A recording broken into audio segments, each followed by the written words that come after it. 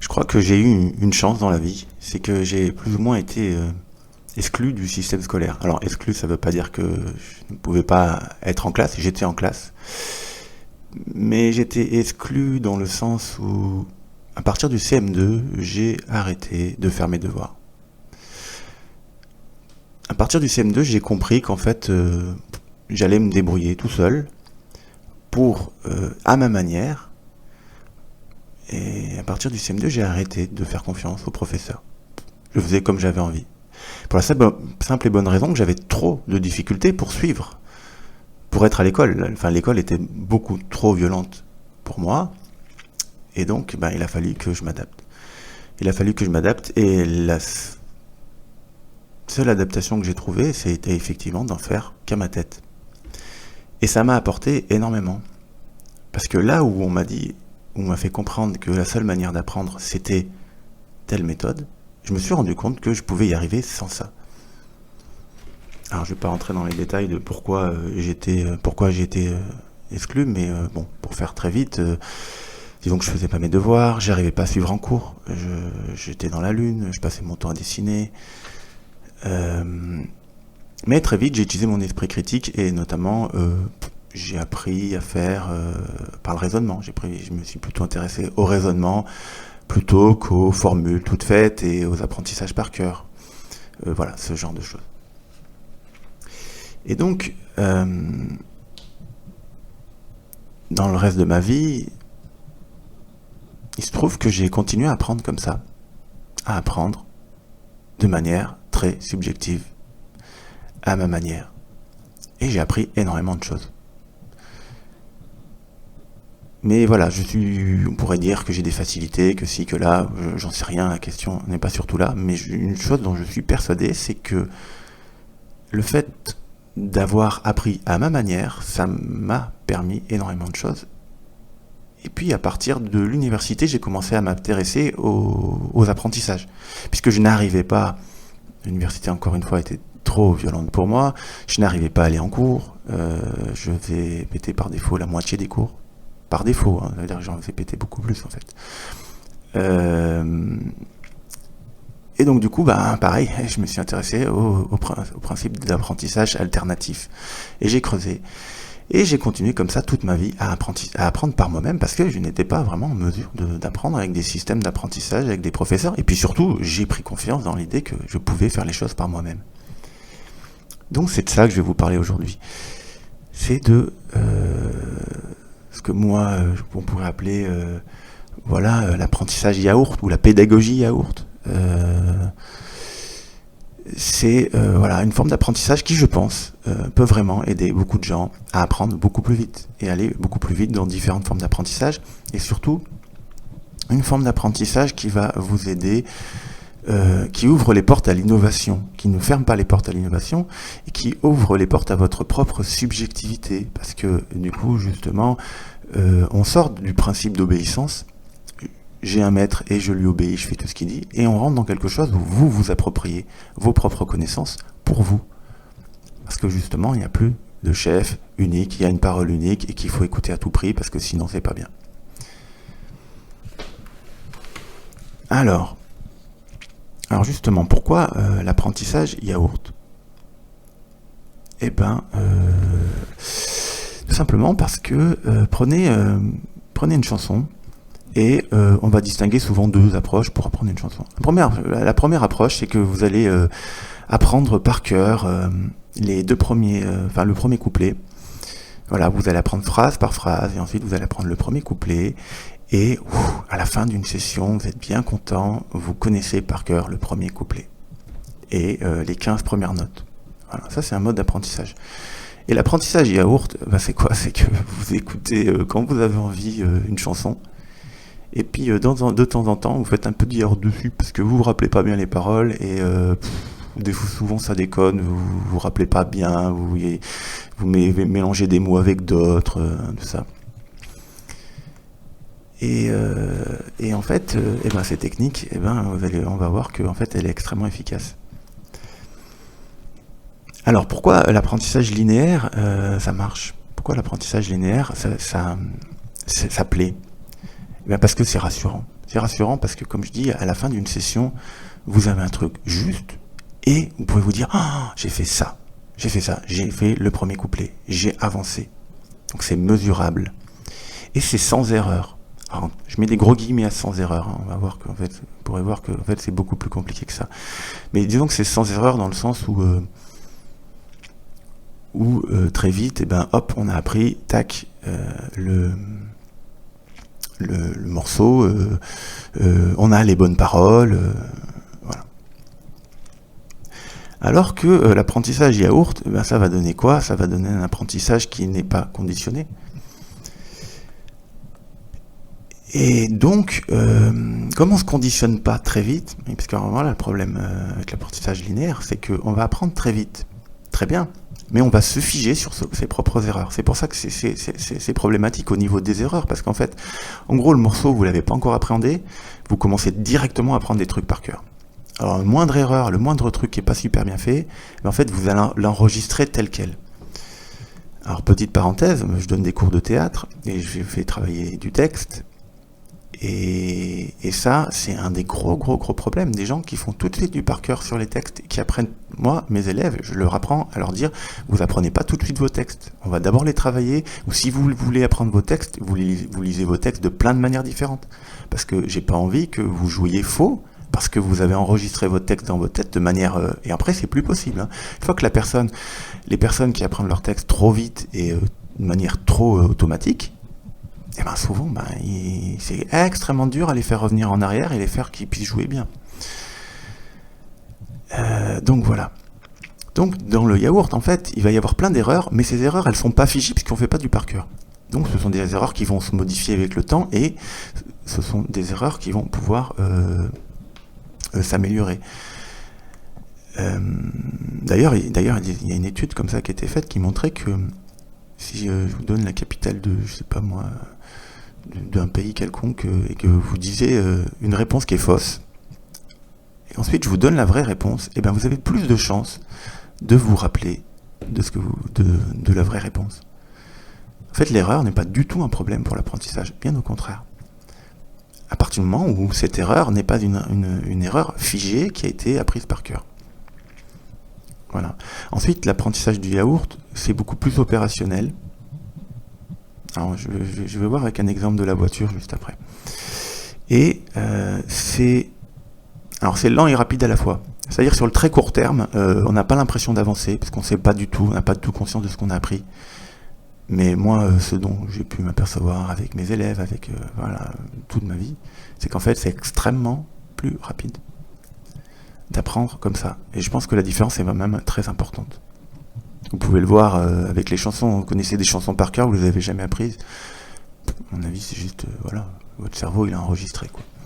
Bref, or c'est quoi la métaphore de la voiture? C'est que si vous voulez, encore une fois, construire une voiture, soit vous voulez commencer à construire le châssis, mais alors vous pouvez pas la conduire, votre voiture, elle est pas opérationnelle. Hein. Vous avez, c'est bien, vous avez parfait, vous avez le châssis. Vous avez 4 roues, je sais pas quoi. Mais vous pouvez aussi, plutôt que dire que vous allez faire ça, vous allez commencer par une trottinette. D'abord, vous construisez une trottinette. Ensuite, quand vous avez construit une trottinette, vous construisez un vélo. Ensuite, quand vous avez fait un vélo, vous construisez un petit kart. Ensuite, quand vous avez fait une petite carte, vous construisez une voiture. Et donc, c'est un apprentissage très différent qui fonctionne plus comme ça et qui, à chaque étape, est opérationnel. Et justement, pourquoi opérationnel finalement? Pourquoi a besoin d'être opérationnel à chaque étape? Probablement parce que dans l'humanité, ça a toujours été le cas. Tous nos apprentissages, c'est toujours des apprentissages de type yaourt, c'est-à-dire on apprend mal et on apprend vite, et on rectifie. Ce qu'on appelle la résilience, c'est-à-dire qu'on est dans la capacité à se réparer et à s'améliorer, et à sortir de ses erreurs. Donc vous imaginez que toute la préhistoire, les humains, il fallait qu'ils apprennent vite, et il fallait qu'ils puissent se débrouiller rapidement sur des apprentissages, en sachant extraire très rapidement ce qui était le plus important dans l'apprentissage. Prenez les bébés, c'est la même chose. On fait pas des listes de mots aux bébés. Les bébés apprennent très vite. Et heureusement qu'on les laisse apprendre comme ils apprennent. Parce que si on commençait à les laisser apprendre en leur faisant des listes de mots, mais ils apprendraient rien du tout. Ce serait extrêmement mauvais. Donc voilà, notre cerveau, c'est pas un disque dur. Ça ne fonctionne pas du tout comme ça. Notre cerveau a besoin de variété, a besoin de richesse, il a besoin de voir les choses sous des angles différents. Vous apprendrez plus. C'est ça le pire, c'est qu'il y a des études qui montrent ça. Par exemple, une étude sur le piano qui montrait que en jouant un peu différemment un morceau de piano, et ben en fait les gens l'apprenaient plus que s'ils le jouaient toujours pareil. Or c'est fou. Moi c'est ce que je fais avec mes élèves en théâtre quand je veux qu'ils apprennent leur texte. Je veux qu'ils apprennent le texte en le lisant de plein de manières différentes. Parce que votre cerveau, il va faire son boulot, il va savoir quel est le point commun entre tout ça, mais il va éviter de se figer sur tous les trucs que vous avez figés vous-même. Après, vous avez la liberté de dire, ok, mon texte, je le connais, mais je le connais pas de manière figée comme ça, je le connais juste le texte. Il n'y a que le texte que j'ai gardé qui est resté identique. Et le reste, le reste, j'en fais ce que j'en veux, parce que je suis pas conditionné. Voilà, un autre exemple, c'est la composition. Alors moi, je suis autodidacte en piano, en clavier. Et j'ai remarqué un truc assez fascinant. Alors moi je suis autodidacte, donc je ne suis aucune règle, et très vite, mais vraiment en tant que pur débutant très nul, j'ai commencé à composer des morceaux. Sans rien connaître d'aucune théorie de la musique. Je composais mes morceaux. Et j'ai remarqué qu'il y avait des gens qui avaient des niveaux mais extraordinaires. Moi je me sens petit à côté de ces gens-là. C'est des niveaux, ils jouent des morceaux de musique classique. Waouh!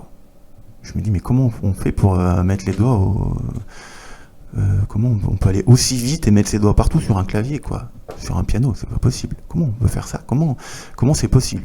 Et à côté de ça, au bout de 15 ans de pratique, il y a des gens qui vous disent ah non, mais moi, j'en suis pas encore au niveau de la composition. Et ça, je l'ai observé plein de fois. C'est-à-dire qu'en fait, ils ont fait un apprentissage extrêmement classique, extrêmement linéaire, et du coup, en fait, ils n'ont vraiment pas la confiance de pouvoir inventer des morceaux, parce qu'en fait, ça leur paraît inaccessible. Je pense que ça montre un peu le processus. Moi, j'ai complètement renversé le truc. J'ai composé énormément de morceaux, et j'ai composé des morceaux tout de suite, avant même de savoir bien jouer. Et d'ailleurs, je joue toujours pas super bien. Je bidouille le piano, mais je suis pas du tout un bon pianiste. Alors, continuons. Ouais, il y a des résistances dans le fait de changer son apprentissage. Beaucoup de gens vont pas se sentir, ou vont se sentir déstabilisés par d'autres types d'apprentissage. La première raison, c'est l'erreur. C'est que du coup, si vous faites du yaourt, ça paraît pas propre, on a l'impression que vous bidouillez, que vous faites n'importe quoi.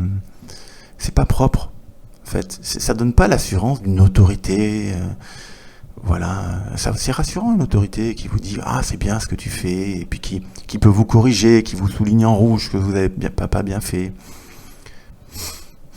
Alors que dans l'apprentissage yaourt, en fait. Ouais, vous faites tout le temps des erreurs. Et on s'en fout, c'est pas du tout un problème.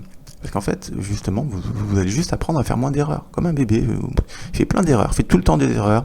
Il prononce les mots pas comme il faut, il fait des erreurs, parce que voilà, par exemple en français on dit je vais, alors que c'est le verbe aller, mais bon, il y a un enfant, je allais, quoi, j'en sais rien, il pourrait trouver ça logique, quoi. Et il y a souvent des enfants qui font de ce type d'erreurs d'ailleurs.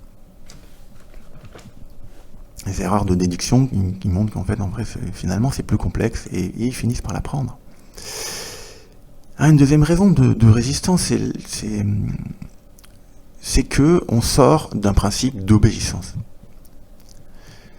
C'est-à-dire plutôt que de se dire, de renvoyer vers l'extérieur et dire on renvoie une autorité extérieure à savoir ce qui est bon ou mauvais, on est obligé d'aller chercher en soi et de faire preuve extrêmement d'esprit critique, de subjectivité et d'autonomie.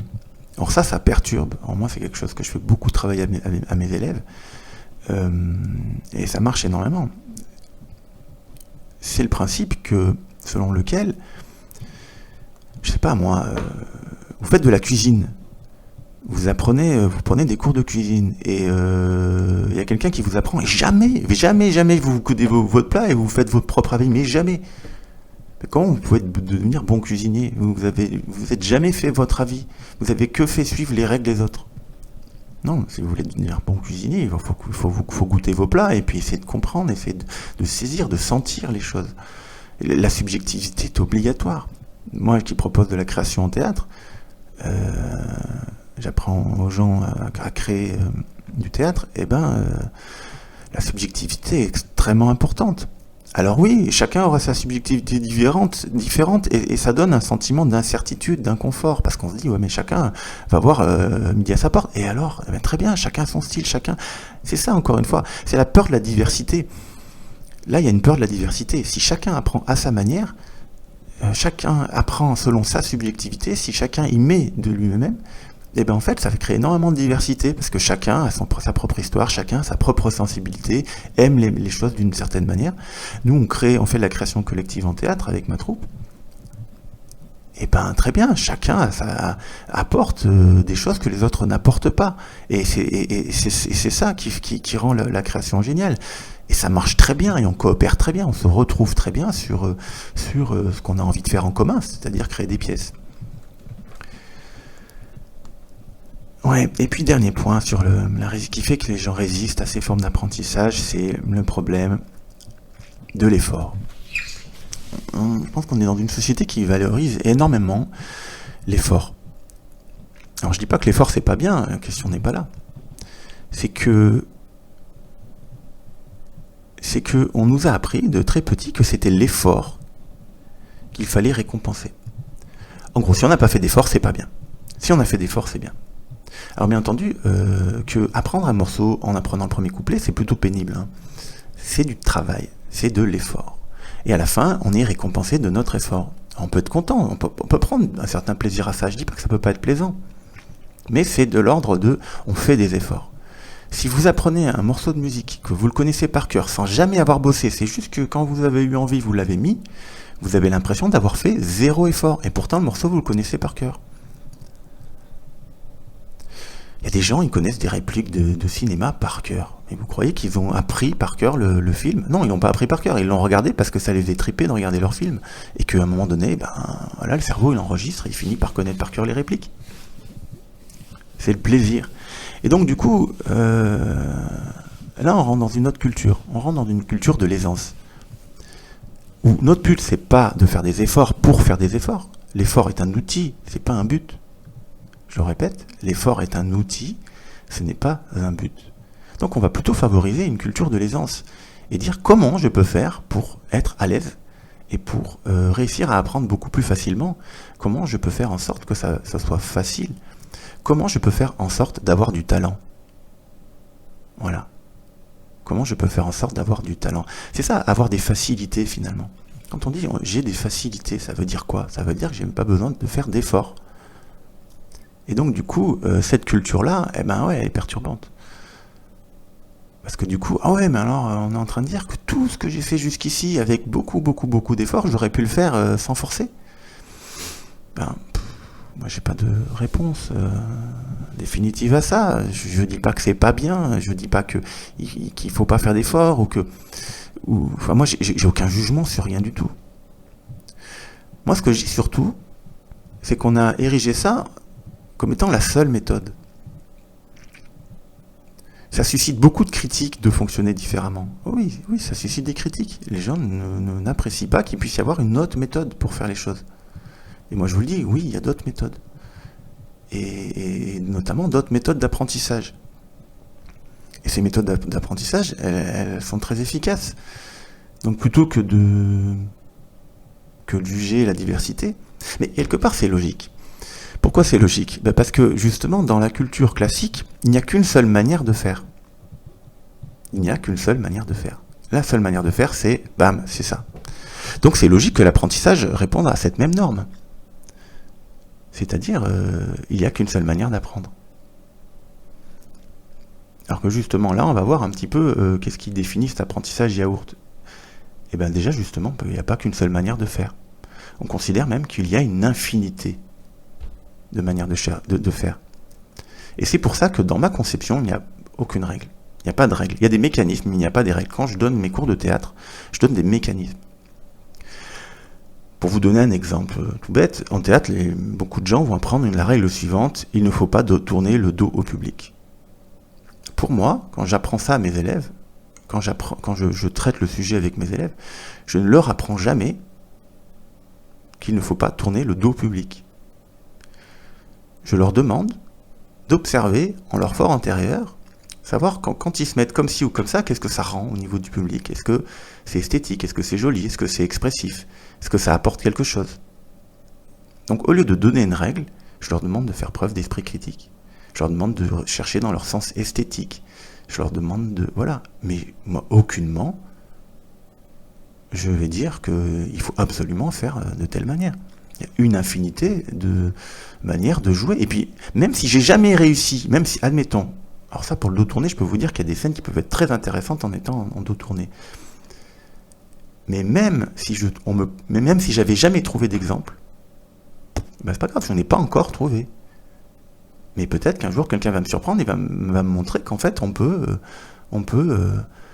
avoir le dos tourné et faire une très belle scène. Voilà, prenez un chef d'orchestre, ça peut être très beau, un chef d'orchestre, le dos tourné.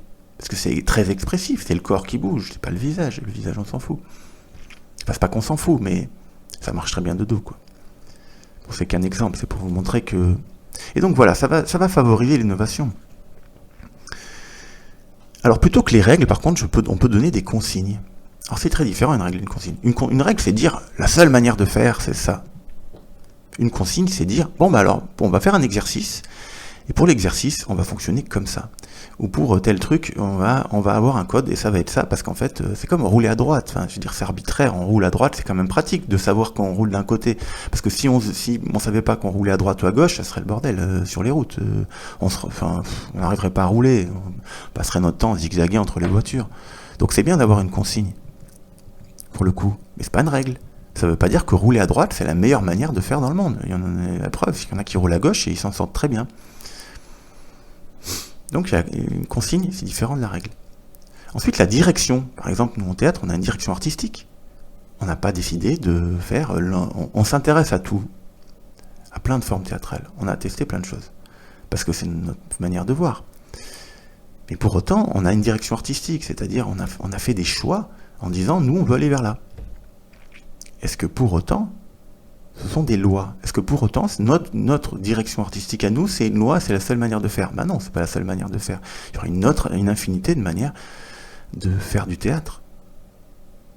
Une infinité de manières de faire du théâtre. Donc faire la différence entre je fais un choix et c'est une loi absolue et définitive. Et ensuite, voilà, j'ai parlé de la variété. Ben oui, varier. Apprenez à chaque fois avec des angles différents, avec des axes différents, des regards différents. Intervertissez. Il y a des études qui montrent ça, qui montrent que si on intervertit, par exemple une étude sur le tennis qui montrait qu'en intervertissant les exercices, les gens apprenaient plus vite que s'ils faisaient des séries entières de coups droits et ensuite des séries entières de coups gauche. Ben, si on alterne, on apprend plus. Parce que notre cerveau il fonctionne comme ça. Il travaille dans la diversité. Voilà, et puis après, vous pourrez revenir sur tel sujet. Plus tard, vous reviendrez sur tel sujet et vous pourrez y revenir avec des angles différents, des axes différents. Et notre cerveau, il se nourrit de cette diversité. Voilà. Un point super important, c'est le fait de sortir de la notion de jugement. J'en ai parlé sur l'erreur. Mais ça signifie aussi de sortir du jugement. En fait, à partir du moment où on est dans le jugement, on est dans un principe hiérarchique, classique, avec toujours pareil, quelqu'un qui est au-dessus, qui nous dit quoi penser. Et puis surtout, c'est basé sur le principe de punition-récompense. Je suis ton professeur et je te dis ce qui est bien et ce qui est mal. Et j'utilise le jugement pour ça. Je vais te juger et tu vas te sentir jugé. Là, comme on est beaucoup plus sur la subjectivité, et ça pareil avec mes élèves en théâtre, je travaille beaucoup là-dessus, leur faire comprendre qu'il n'y a pas d'erreur qui compte.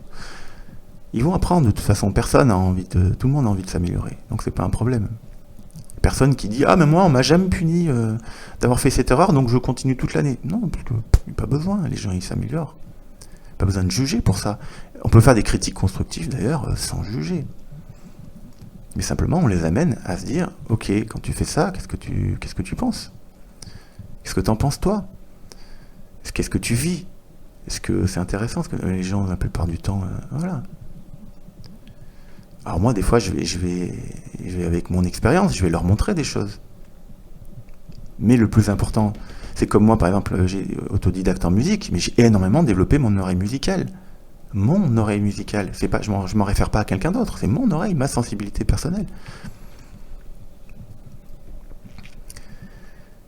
Donc voilà, et donc on en revient vraiment à cette idée de subjectivité, d'appropriation, de réappropriation, de développer une vision extrêmement personnelle des choses, qui va favoriser, au lieu de qu'on soit tous pareils et qu'on ait tous des apprentissages identiques, qui va favoriser la complémentarité. C'est tout un mode philosophique différent. Et je voulais aborder un dernier sujet que j'ai beaucoup entendu, et c'est t'as pas le niveau pour ça. Il y a beaucoup de gens qui vont vous apprendre des trucs faux, qui vont vous dire la règle c'est ça, mais un jour tu seras capable, peut-être. Alors souvent ils vous disent pas que en fait un jour on pourra le nuancer, ils vont vous dire la règle c'est ça. Mais si vous posez la question, on va vous... À un moment, ça m'est déjà arrivé de poser des questions, parce que quand on me pose des règles, je comprends pas toujours. Donc du coup, il y a longtemps, on m'avait dit ça, on m'avait dit... pour le moment, la règle c'est ça, quand le jour où vous aurez atteint le niveau, vous pourrez faire différemment. Et à l'époque, voilà, c'était en théâtre, peu importe, je ne vais pas rentrer dans les détails. Et en fait, ce qui s'est passé dans le groupe dans lequel j'étais à l'époque, c'est que personne n'a remis en question cette règle. C'est-à-dire que oui, en fait, on a dit à un moment donné, un jour vous aurez le niveau pour, et en fait, jamais ça a changé. Et donc ça amène à l'idée de complexité irréductible. C'est qu'à un moment donné, il y a des sujets, il faut les aborder. On peut simplifier, il y a plein de manières de simplifier. Mais au lieu de mentir aux gens et leur dire, en fait, ça marche pas comme ça, on va leur mâcher des trucs avec des trucs faux, c'est leur dire, bon, vous êtes grand, je vais vous faire comprendre dès le départ que ça fonctionne comme ça. C'est ça le fonctionnement. Pour vous donner un exemple avec la communication non violente que je pratique en ce moment, il y a effectivement deux écoles. Il y a l'école de on va vous faire apprendre la technique exacte OSBD, je crois que observation, sentiment, besoin, demande, blablabla, tout ça. Et vous allez bosser, vous allez faire plein d'exercices là-dessus, vous allez passer une journée entière à faire ça. Et au bout d'un jour de travail acharné, vous avez bien travaillé votre truc, ou des mois d'ailleurs, hein, il y en a certains, ça va être des mois. Alors, peut-être pas des mois de stage, mais voilà. On va vous dire, ouais, bon, en fait, vous avez appris ça, mais il ne faut pas l'utiliser. Parce qu'en fait, c'est pour vous-même. Ah ben moi, je fonctionne pas du tout comme ça. Moi, dès le départ, je dis, bon ben voilà, on va faire un jeu, hein, OSBD. Vous allez essayer de formuler des phrases avec ce jeu-là, parce qu'en fait, ça va vous simplifier les choses, ça va vous permettre ça va paraître un peu artificiel, ça sera pas du tout opérationnel pour la vie réelle, vous pourrez rien faire avec ça. Hein, on en revient à ce que je disais au début. Si vous avez une voiture, vous avez que le châssis. Si vous utilisez la technique OSBD, ben en fait, vous aurez rien d'autre que le châssis, vous aurez un truc pas opérationnel, puisque dès que vous allez aller dans le monde, ça va pas marcher. Moi, on me dit voilà, on va s'exercer à ça. Mais sachez tout de suite que c'est un exercice. C'est un exercice. Je ne vais pas vous dire de faire ça dans la vie réelle. C'est un entraînement. C'est un travail. Vous croyez que les gens ils vont être débordés d'informations parce que vous leur avez dit un peu à l'avance que en fait c'est juste un exercice et que en fait c'est pour soi. Pourquoi cacher cette information? Est-ce que vraiment ils vont être débordés? Non, je ne pense pas qu'ils vont être débordés. Je pense qu'on est beaucoup dans des modes d'apprentissage comme ça où, je sais pas, il y a des trucs qu'on veut pas dire aux gens. Je dérive un peu, mais par exemple, il y a toute cette culture de l'autorité que j'ai remarqué. Par exemple, vous allez voir un docteur et il y a plein de trucs qu'on veut pas vous dire. Comme s'il fallait. Des fois, il y a des gens, il faut leur tirer les verres du nez pour savoir. Comme s'ils n'ont pas envie de vous parler. Parce que. Je sais pas.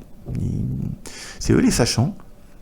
Et donc, vous saurez. Quand on vous dira que vous avez le droit de savoir. Là, pour le moment, j'ai pas envie de vous dire.